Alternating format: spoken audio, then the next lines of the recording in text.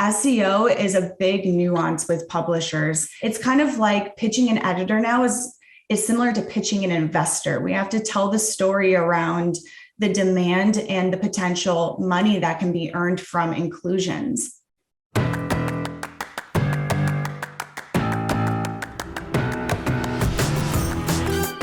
Welcome to the Marketing Expedition Podcast, an auditory journey through the latest in marketing, branding, and advertising. Now, here's your Marketing Expedition guide, Ray Allen. On this week's episode of the Marketing Expedition Podcast, I get to speak with Kaila O'Conner. And after a decade-long PR career filled with panic attacks, burnout, and low worth, Kaila stumbled across something that changed her life immediately: affiliate marketing. Kaila quickly became a self-taught pioneer in this new age of affiliate PR with a Rolodex of key editor relationships and intuitive decision-making guided by her human design chart. Kaila's proven ability to generate high revenue media coverage has disrupted the PR industry and its always on the grind mentality. Since Kaila founded KMO Consulting in December of 2020, KMO has secured over 1,000 top-tier articles for DTC brands, trained over 30 PR agency owners in affiliate PR, and trained more than 80 Condé Nast editors in affiliate marketing, and generated over $500,000 in revenue, all while ensuring she and her team operate in pure energetic alignment. Before we get into the interview with Kaila, it's time now for the Marketing Essentials moments, the basics that you need to help you build your brand and your bottom line. So today I want to cover the differences, the different parts of the overall marketing umbrella, if you will. And we're going to talk with Kaila a lot about PR and the things that she's involved in her industry and how she does that. But I wanted to take a step back and kind of cover all of the different components to marketing and think about an integrated marketing plan, and how what Kaila is going to talk about is something that you can integrate into your overall marketing strategy and plan and incorporate all the things that you're going to use and need to use in order to have this integrated marketing plan that's going to make your business wildly successful. So really the difference between the overall marketing is that advertising, public relations, sales, promotions, it's all a part of marketing. And whether you're small, medium, large, it doesn't necessarily matter how big your company is. There are different components to all of these things that could help you in growing your brand and building your business and selling your products or service or creating awareness or whatever the case might be. And they're all very similar and they kind of cross over into each other, but they have different ways of going about it and different ways to reach the segments of your targeted audience. Ideally, you have a target. We've talked about in other episodes how you can empathize with your target audience and then find ways to reach them, and how you can help tell your story through the different methods that you're going to use in order to reach them. Because we know it takes so much more now to be able to infiltrate their brain space and disrupt their pattern of what they're normally doing and be able to get your brand in front of them now, because we've got just so many things going on. So really trying to identify and finding that right mix of media, right mix of advertising, the right mix of word of mouth advertising, and integrating it all together into an entire plan and strategy. And then of course the tactics and who's going to be doing what and who's going to be responsible for what and what's going to work for you, and continuously testing it out and doing different iterations based on a number of different criteria you can set up. And then of course continuously tracking your efforts so that you know what's going to work and not work. So thinking about different ways that you can track and understand that all of these different methods are coming together. So utilizing traditional and or social media advertising. Advertising obviously is the paid form of promoting your business that you're going to pay to do. So it's paid, earned, right? You can earn the media through television news or newspaper, newsprint, or in this case, as we're going to learn about affiliate PR and how that can also be a tactic that you will want to take to add into the integrated marketing plan in your business. So it also has to fit within your budget, right? And the things that you're going to incorporate to help support the press that you might be getting or the articles that might be posting about your brand or your business or your calls to action that you want to get out there in the world, where the news media will maybe pick up an interest and then call you for an interview, for an article, but we got to lead them there, right? You have to be able to have that news story to tell, to have that brand story to share and promote. And then of course, all the things when you're hiring new people, getting new clients, if you're doing trade shows, having it consistently, the similar message across the board and having a consistent look and feel and all of the things and going after the right target audience and being able to have that professional help in getting you to the goals that you're trying to achieve. And then of course we talk about, PR and advertising. So sales promotions, right? And getting that involved into your whole plan and how you can incorporate those into what you're using. So, and of course people love a deal, especially if it's something that they are going to purchase that's right up their alley. It's, your target audience is seeing what you're doing. They want to have the value there in order to have an action and take that action. And so they're going to find all these different ways to learn more about you, or you're going to supply them with ways to learn more about you, right? And so doing things that you can do to track if it's a promo code or an offer, or maybe it's a specific landing page, maybe you're using an influencer to help you with sales promotion, whatever the case might be, you're wanting to put this all together in a plan, and it's going to cross promote and cross contaminate, like I say, so that way people continuously hear you through sales promotions, through advertising. Word of mouth advertising, of course, we all know is the best form of advertising when other people are talking about you and you've got referrals coming in and recommendations and all the things that are coming along that can help you continuously build that brand and your bottom line.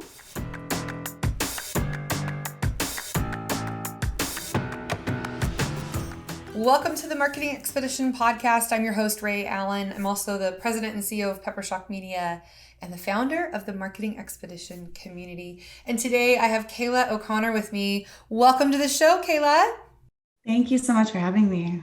Well, let's just give a little brief background into why you do what you do and how you got here and where you came from. How about that? Oh, gosh.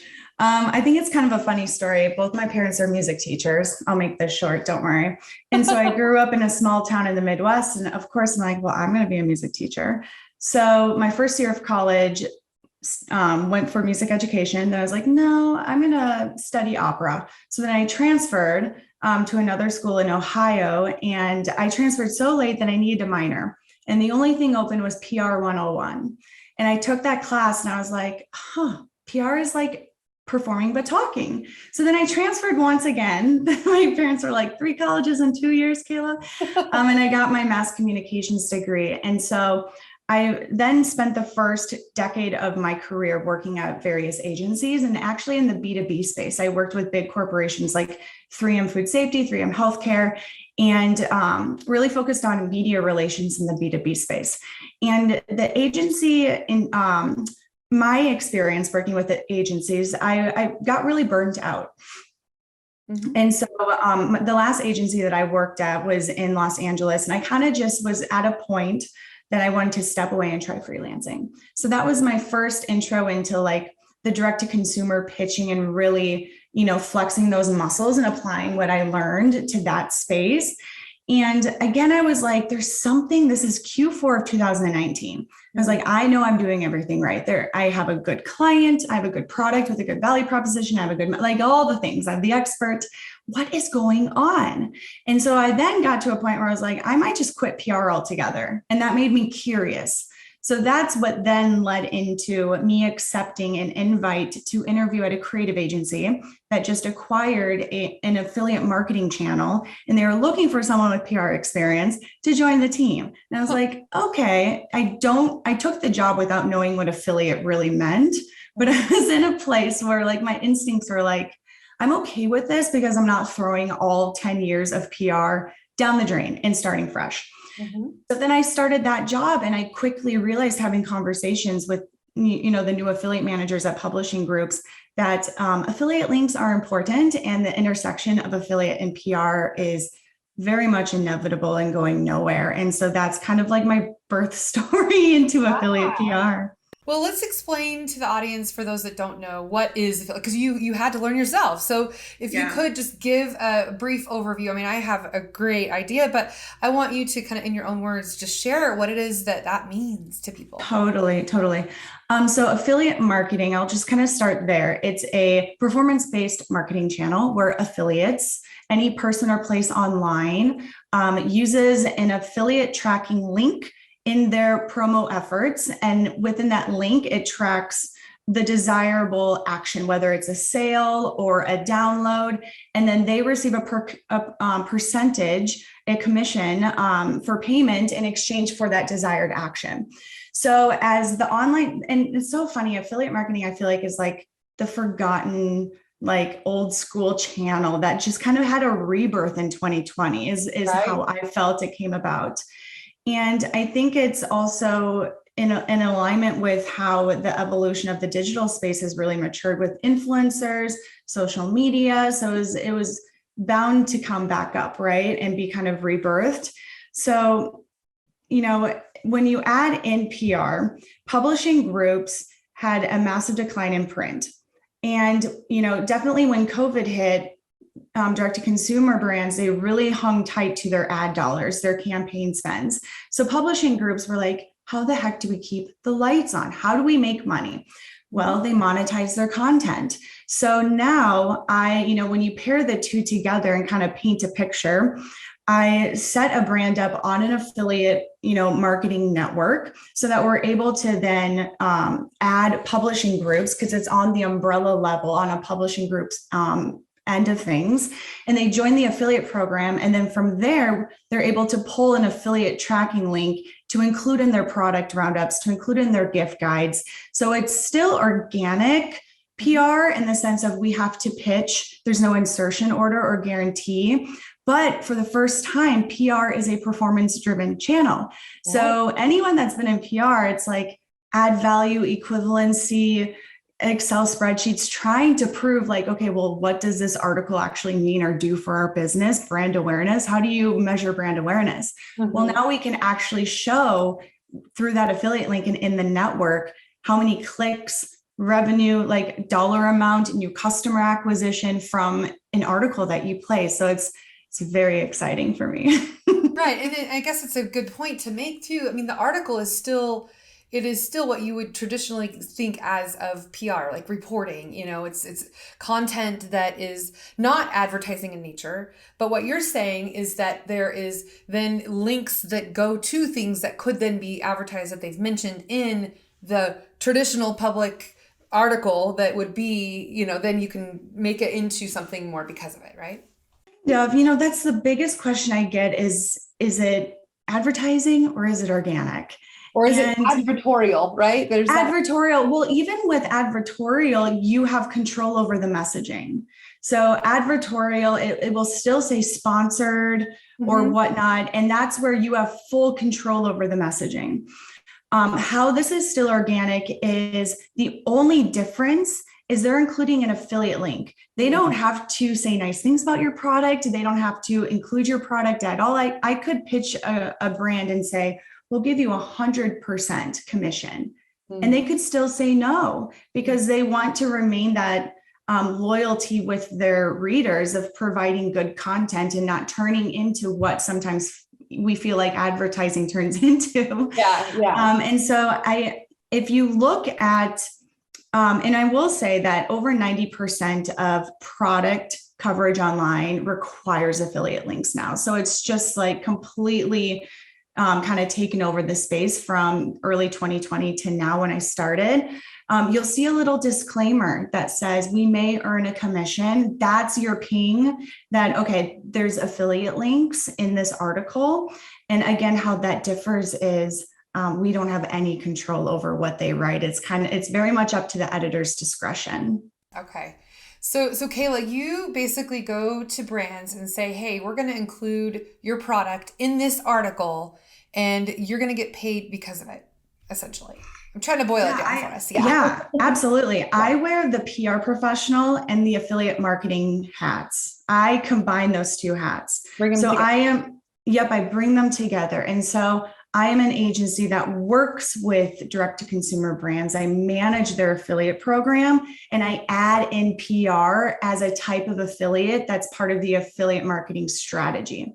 So publishers, commerce editors, they become a category, a segment of affiliates within my clients' affiliate marketing programs. And so we set them up and then, pitching media. I find it so important because media, those types of articles are huge converters, huge converters. It's 70% of those sales I'm seeing are new new customers, whereas other partners, it's definitely below 50. So it's and I think a big part of that is publishers' dedication and necessity for SEO.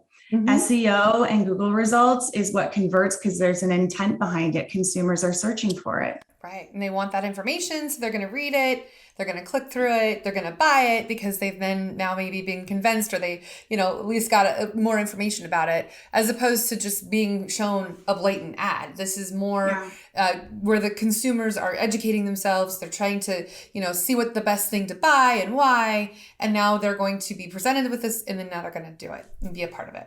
I love it. I love it. And so can you give me like a specific example where how you worked through this and kind of what happened? You may not want to say the brand, that's fine, but just give me an example of like what type of brand, what kind of product, just walk me through that process. What happened? Sure. I love telling my very first the porch light went on story of okay, I'm onto something. This is April of 2020. I was working with the CBD brand. Oh my God. Right after pandemic hit, right? Oh, April 2020. February 2020 is when I started my job in affiliate marketing. So I was really thrown into it. And there's also an added pressure of any brands that had a brick and mortar. They then had to shift all their strategies to their e-commerce site. I like to then keep click and mortar. They had to go from brick and mortar to click and mortar. Yes, exactly. So 2 months in, I'm kind of I've had 2 months of okay, what's going on and whatnot. And I was working with the CBD brand and I was in communication with the affiliate manager at Meredith Publishing and her editor that writes for people.com. Okay. And they wanted to cover my CBD brand clients' new hand sanitizer product. CBD hand sanitizer product that was launching. So we were working on a feature launch article on people.com. And, I was figuring out, okay. Kaila, talk about timing. Oh yeah, totally. Totally. Gosh, and so how that works is I need to make sure the affiliate manager joins my client's affiliate program in network, and I set them at a specific commission rate. So we have the link, we have the connection. And then I need to make sure that the editor has all the information that they need. I think they even included a quote from the founder. This is the beautiful thing about affiliate PR content. You really can go through the whole funnel of brand awareness to conversion.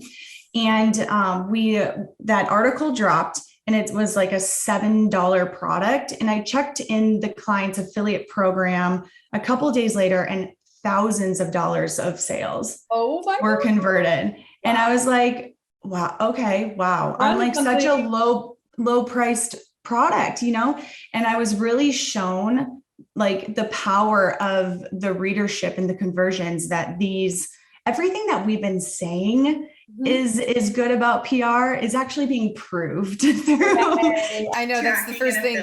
Now prove to me that branding is working. Well, now we have a way. We have a way. That's so awesome. I teach marketing class at Boise State, and we were just last night because it's once a week at night. We were just talking about how it's really hard and difficult to measure top of mind awareness, and there's just lots of little things that you have to consider, and sometimes it's sentiment scoring, sometimes it's all these little ways to do it. But now we found a way. See, I'm gonna have to share this with them. Yes, absolutely. That's great. So okay, so if somebody were to consider going through this process? Walk me through that a little bit. Like if somebody's listening to this and say, okay, I have a product and I need affiliate PR, what happens? Tell me more. Yeah, I think affiliate is a solution for anyone that's selling a product online. I truthfully and like confidently feel that. Now, there's a couple of factors that come into play, whether it makes sense to invest in an agency fee or keep it in-house. And that is inventory. How much inventory do you have? Because we could go to a people.com and share, the CBD hand sanitizer, but if they sold out within 100 units, 3 hours in, then it kind of ruins the relationship with the publisher, because if they would have included a competitor brand that had 50,000 units and we're still selling, the product 2 weeks, a month after the article landed, then they kind of see like the opportunity missed. Mm-hmm. So I know a lot of, I've communicated with a lot of entrepreneurs that just have local small businesses, or they're like handcrafted, and affiliate's a beautiful way to work with influencers on a smaller scale. So I would say inventory really kind of drives the level that it can grow to be. So I think a metric that's also really important is the metric that my goal to achieve in affiliate programs is that affiliate revenue will account for 15% of a brand's overall monthly e-commerce revenue. So again, think through, if you're only generating $10,000 a month on your website, that's $1,500 is our goal for affiliate revenue. So those are kind of my entry points. And also like value proposition and how does the competitor landscape look. But if you're like, check, I want, support on this, or I want to get started, I always direct people to ShareASell is a great affiliate network that is month to month. It's really user friendly. But there's not as much hand holding. And if you have a complex shopping cart, like if you're an online course with multiple shopping carts on multiple pages, then I would recommend a more advanced affiliate network. So it's first determining what affiliate network makes sense, integrating your website with the affiliate network, making sure you have commission rates, all the things set up, and then you're kind of just good to go. And then we really figure out like what type of affiliate strategy makes sense for you.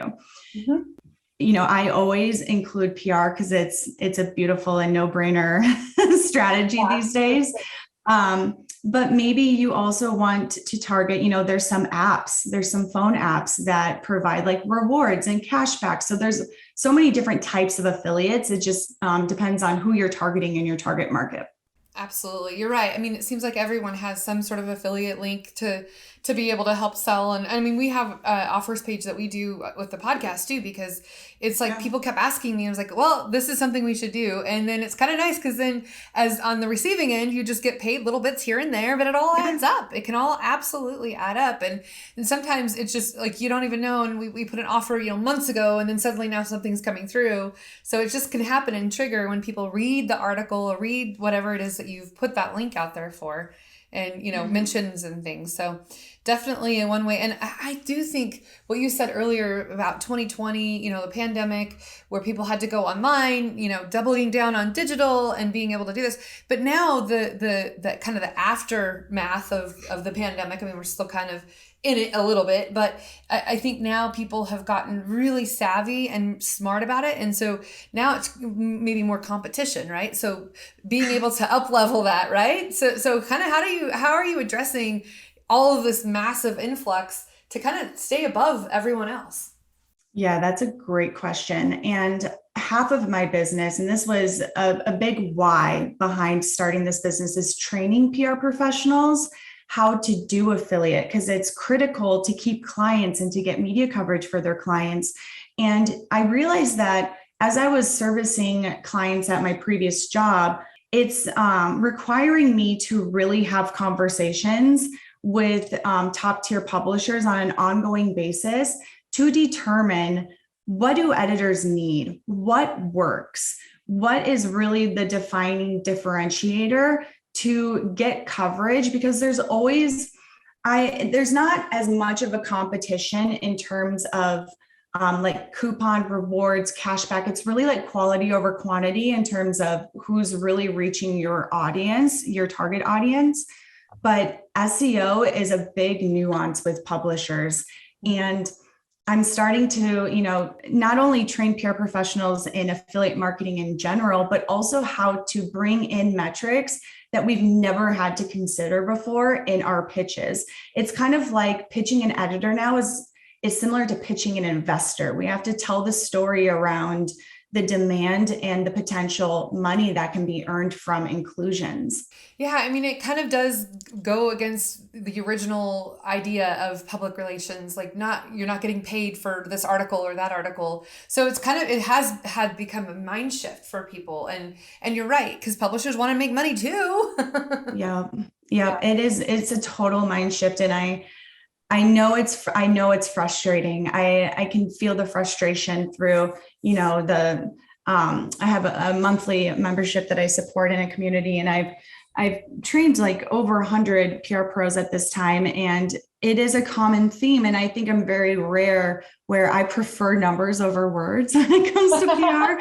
So I have to kind of pump the brakes and like pause and like go a little bit slower and be like, okay, they've never had to know cost per action. They've never had to ask for margins. They've never had to talk about monthly search volume in terms of SEO and keywords, like just a lot of nuance to just one aspect that they're probably servicing in their agency. Right. Because I imagine people think, well, this is going to impact journalistic integrity, right? From a true journalist standpoint, from them being able to create the content. What do you think about that? Oh gosh. Yeah, that's also another question that I get a lot. There are definitely, it's kind of a double-edged sword. Right. The publishers only exist because of this. So all of like the Meredith Dash merger, like all the mergers or folding of brands and publications, that's because brands aren't spending money, and just like how money is being made is shifting. So without monetizing this content, the landscape of journalism it might not even exist, to be completely honest. Well, yeah, because my grandparents, they take the newspaper because that's what they said, right? Totally. It's printed. But now, I haven't had a newspaper delivered to my door in years, right? Yeah. And I'm in this industry, and I just get it all online. And I think that is definitely, if publishers don't evolve, they're going to die. Exactly. Yeah. I will say I've spoke with multiple contacts at different big publishing groups, and they do echo and repeat that there's a lot of non-affiliate content, like thought leadership, business stories. And another thing kind of working in the favor of, authenticity and integrity in journalism is Google is prioritizing that. Google, I just learned the acronym EAT. It's, I always forget the E, expertise, authority, and trust. It's like a measurement that Google uses that helps kind of validate the content, the level of, and the credibility of the content. And so think of like a Wirecutter, and their product reviews are so in depth. They have, they cite their resources for where they find the studies, or they have, dermatologist approved, vet approved, doctor approved, physician approved, or whatnot. And then taking it a step further, Google is actually declining the SEO score for any products linked to an Amazon product page that has less than 500 customer reviews or less than 4.2 like rating. And, another nuance is Google is prioritizing product images taken from an iPhone, an identical blog, two identical blogs, one including a stock image taken from a brand shoot, and one including like an actual iPhone showing a consumer using this product. The iPhone photo blog will perform better. And so there are weird shifts, and that makes sense, but there's a ton of shifts in terms of Google and SEO that are really keeping consumer, the authenticity of like, are consumers actually needing this and wanting this, really fair. Wow. This is all fascinating, and it's just evolving so much. I'm excited to dig in and see how this can work. And if we've got clients, I'm going to have to send them your way to help create these affiliate PR tactics.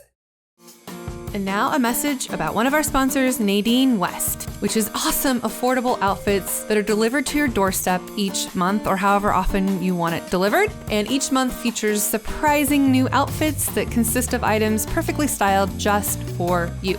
And you only keep what you love and then send the rest back free of charge. I absolutely love it. The things that they send me, I often keep more than not. And so for our listeners, if you sign up today using my link, you'll get $10 credit and free shipping on your first order. So go to peppershock.com/offers and sign up for Nadine West and get your $10 credit.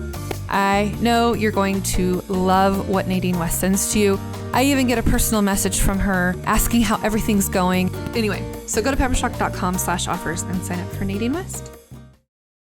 One thing that you said, I'm going to shift gears a little bit. You mentioned in your notes before we started here, aligning businesses using your human design chart. So I want to know more. What are you talking about when you say your human design chart? We're going to very shift in it. We're going to definitely shift in a direction. Okay. So there is, I do believe that in business, who we serve, and what they need and why they need it, and the marketing strategies as it relates to like Google SEO, working with editors, like that is very masculine, strategic in a sense, right? That is something that you can actually rinse and repeat. The how. So the how. So this, fun fact, I'm a Reiki master, I'm an energy healer, and human design we're very much shifting. So just pause me if you're like, we're going down a lane I don't want to go down. No, we're good. No, I want to know more. I'm sincerely intrigued. Okay, beautiful. So human design is kind of the culmination of multiple things of like chakras, astrology, and it's really one's energetic blueprint. It shows each person individually how you use your energy, how you contribute your energy, how you respond to others, how you actually do the doing and exert your energy in work. And so there's a lot of ways that I do things different in my business that on paper would never make sense. Like for an example, I'm a projector. It's one of the 5 types, and I'm a non-energy type, which means I wake up with energy. I'm like a phone running on a battery, whereas a generator is they are an energy type. They are a phone charging into a wall outlet, so they can go. They're like the Energizer bunnies. I feel like we've always worked with Energizer bunnies, and I've always felt like I burn out easily. So there's a lot of business decisions as an entrepreneur that I use my own human design and my team's human design chart to make sure that everyone's energy is feeling good. It's all just about feeling good and feeling the ease and the flow in a business. Well, I told you I had to do my standing desk because it's late afternoon, I'm like drained, right? So standing, so I just, it's kind of funny. It was like ironic that I was like, okay, I'm standing for this. We're going to try this out so that I can, get that energy back. Right. Totally. So I love that. Yeah. Awesome. Well, I just adore what we're talking about. I adore you. This is so wonderful. How can people get in touch with you if they are interested in doing what you have to offer them? Yeah. So since we went down the human design path, I will share my website. It's called camoworld.org, and it really houses like the 2 sides. There's a button if you want to go into affiliate PR, and there's a button if you want to take it down the human design path. And then on Instagram, it's camo.consulting or it's camo.hd. And from, those 3 places, you can find anything and everything to work with me on. Excellent. Okay. So one last question for you. Yeah. If you were in my shoes and think about a question that I should have asked you that I didn't ask you, what would it be? Oh gosh, that is such a good question. Question on a question on a question. Oh gosh. I love what is a moment in time that in the moment felt like failure, but in retrospect led you down the path you were always meant to go down.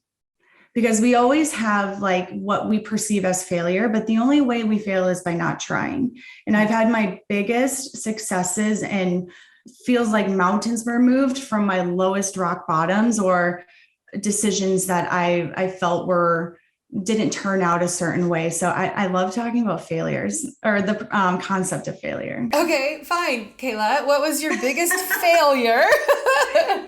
Tell me more. Now you get to answer that question. Okay, great. I would say, and this kind of brings in human design a little bit too, I discovered human design the day before. So I moved to LA. I got a job at one of the top PR agencies globally. I thought it was my dream job, senior level, so excited. I had chronic anxiety and kind of panic level feeling in my body because it just didn't feel right. They weren't giving me any responsibility. I was kind of being thrown to this client and that client. My body was like, leave. And so I found human design. And the very next day, I up and quit my job at 8 a.m. And when I tell you 3 months in at a senior level, I didn't have to send a single transition email, update email to anyone. That's how little of responsibility I had. And it's very much not in my character to just up and leave. And previous to that, I had drained my 401k because I was getting ready to do so because I felt like my body was in such a desperate fight or flight. Like I felt like I was diminished, it was just a really rough time, right? So I was like, okay, I'm about to be unemployed in LA. I'm going to drain my 401k. And I found human design. I quit the next day. And within 24 hours, I had my first, I got a text from an acquaintance asking me, do you know anyone that does freelance PR? And I signed my first client that paid all my bills. And that's, there's a human design connection to that as well that really piqued my interest. But and human design is just a tool. It's a way to articulate how multiple things articulate. It's just a matter of what resonates with you. But to me, what articulating that in the most general way is standing in your worth and listening to your body when something feels off and wrong. And instead of doing what you think others think you should do or what's acceptable or society and conditioning, it's really turning inward and trusting that you know what's right for you and honoring that within yourself. That's so great. Well, thank you so much for sharing all of this wonderful wisdom and all the things that you have found to be super successful, because I think that you really, you hopefully your 401k is no longer drained, right? No, it's not. Yeah, I didn't think so. You've done so well for yourself, and I'm just proud of you. So thank you very much for sharing. And hopefully this will get out in the world. And the best thing that anybody could do if you're listening to this is share it with those who you think need to know what Kaila had to share today. And of course, give us a review because that always helps us both. And any final thoughts there, Kaila? No, I loved this conversation. So thank you for having me. Absolutely. And until next time, everybody, enjoy your marketing journey. Thanks for listening to the Marketing Expedition podcast. Want to continue the journey? Don't miss out on new episodes. Subscribe on iTunes, Spotify, Amazon Music, or wherever you get your podcasts.